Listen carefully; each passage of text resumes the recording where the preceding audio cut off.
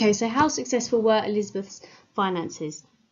The Crown's finances were supervised and even administered by the council as a whole, not merely by the finance ministers such as the Lord Treasurer, his Chancellor of the Exchequer. Elizabeth embraced the need for economy. Expenditure was kept on a tight rein. There was virtually no building, bureaucracy was not expanded, official salaries were more or less frozen at their low levels, the household was reduced and compelled to cut its spending, gifts and pensions were much less freely given than before or after, and courtiers were instead rewarded with wardships and monopoly rights. And of course, for most of her reign, Elizabeth avoided the crippling expense of war. So these are all the things, or a lot of the methods, that Elizabeth tried to do to cut back and have a limited spending. Not surprising then, critics of Elizabethan record on finance have not faulted her on expenditure.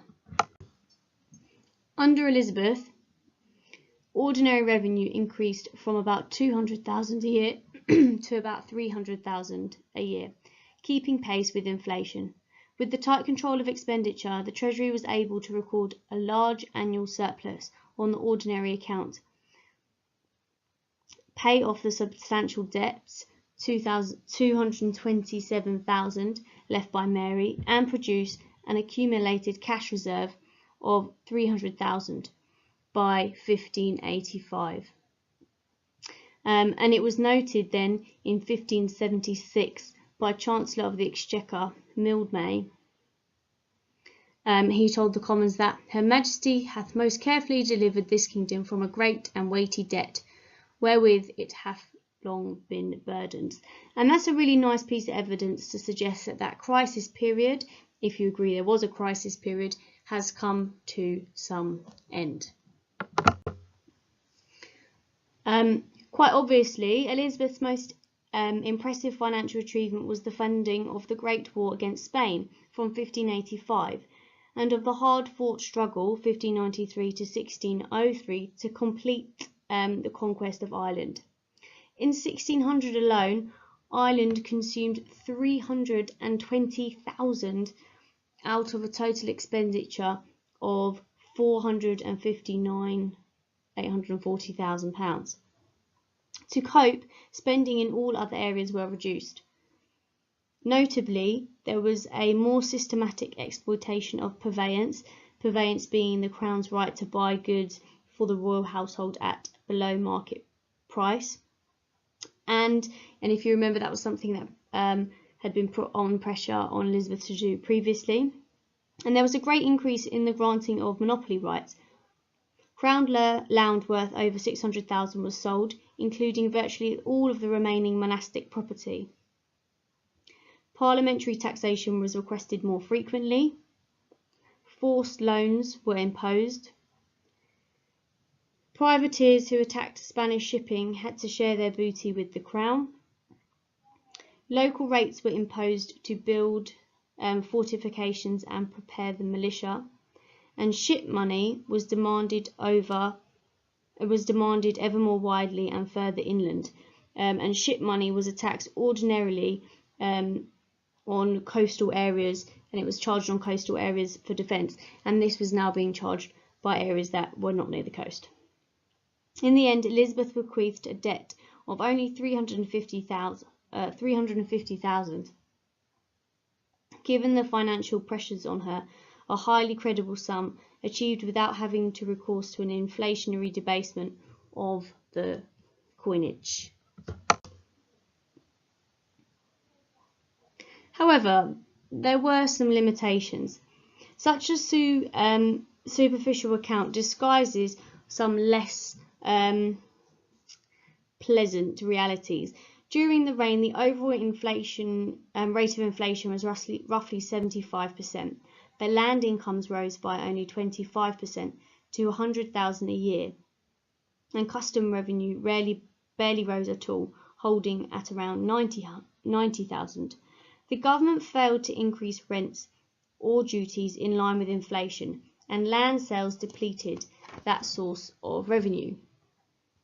In addition, wardships yielded only a fraction of the income achieved from them in the next century. There were various forms of crown debt which favourites were allowed to leave unpaid. Thus Leicester and Winchester headed a long list with unpaid debts of 35,000 and 45,000 respectively. The rise in ordinary revenue, which we mentioned earlier, is attributed to such measures as diligent collection of debts, fining recusants, and exploiting the revenues of vacant dioceses. No bishop was appointed to Oxford for 32 of the 45 years of the reign, and this is something that Henry VII used to do also, but for only 12 months at a time. These measures merely starved off the problems posed by inflation and the failure to act boldly on crown rents and custom duties. So as we've seen, the problems from the previous slide were not dealt with properly, and therefore she had to exploit her ordinary revenue. Parliamentary taxation, mainly subsidies assessed on property and income, yielded about £2.5 million during the reign, which was a massive sum. According to custom, parliamentary taxation was only to be requested in times of war, revolt, or other extraordinary need. In normal times, the Crown's ordinary revenue was expected to be enough. Increasingly, this was an outdated idea which ignored the difficulty of meeting the rising cost of everyday government. Elizabeth frequently secured subsidies during the years of peace and used some of the receipts of ordinary non-military expenditure.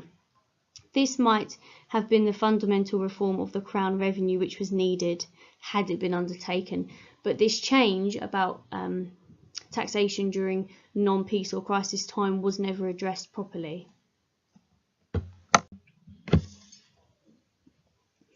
Parliamentary taxation was not efficiently administered. The collectors, subsidy commissioners, were often negligent or corrupt. Records of ownership were allowed to fall hopelessly out of date, leaving many potential payers untaxed.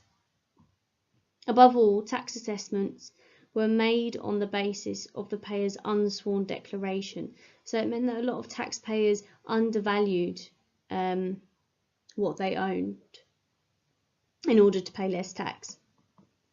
Lord Burleigh, the Lord Treasurer, was a prime offender, declaring an annual income of £133 when his real income was about £4,000. Consequently, without adjusting for inflation, the subsidy fell from £140,000 at the start of the reign to £80,000 at the end. This meant that subsidies had to be requested in multiples, making them psychologically less acceptable than taxes adjusted automatically to inflation. So this was a really significant flaw of Elizabeth's financial policy. In sum, Elizabeth and her ministers allowed the financial position of the Crown to weaken. They did not attempt to make necessary reforms to avoid problems. Any conceivable policy to increase revenue would inevitably have alienated many. In particular, tenants on Crown lands and merchants would have resented increases in rent and custom duties.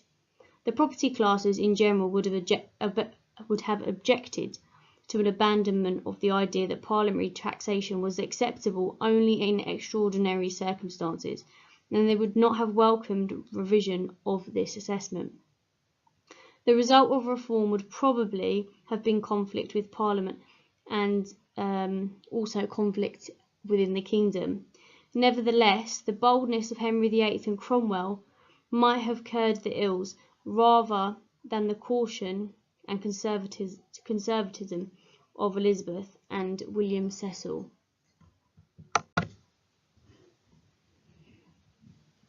Able to employ little more than 1,000 professional bureaucrats, the Crown relied upon unpaid volunteers in the provinces and, within the Department of State, on the personal servants of the officials.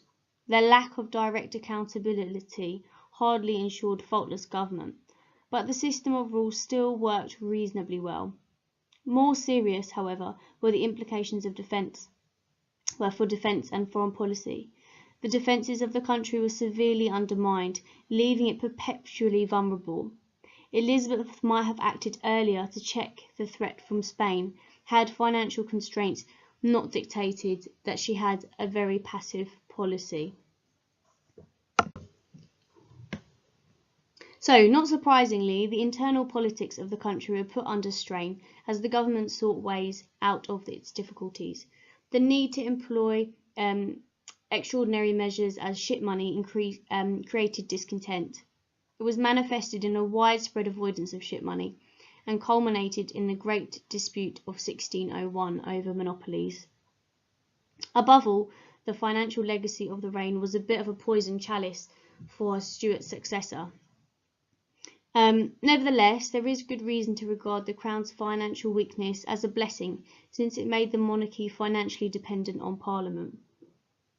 So, in summary, it seemed that the Crown, Elizabeth was successful in dealing with the debt that she inherited. She was also successful at being able to fund the war against Spain. She had a tight rein over expenditure and was not interested in lavish spending, and she had methods to cut back her spending.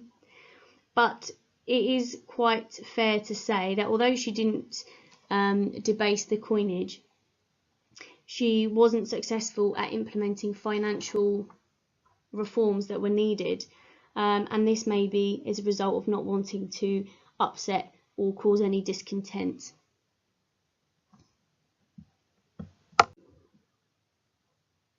So in your notes, to help you bring it all together, these are the two key questions that I would like you to think about. Firstly, how well did Elizabethan system of Crown finances work?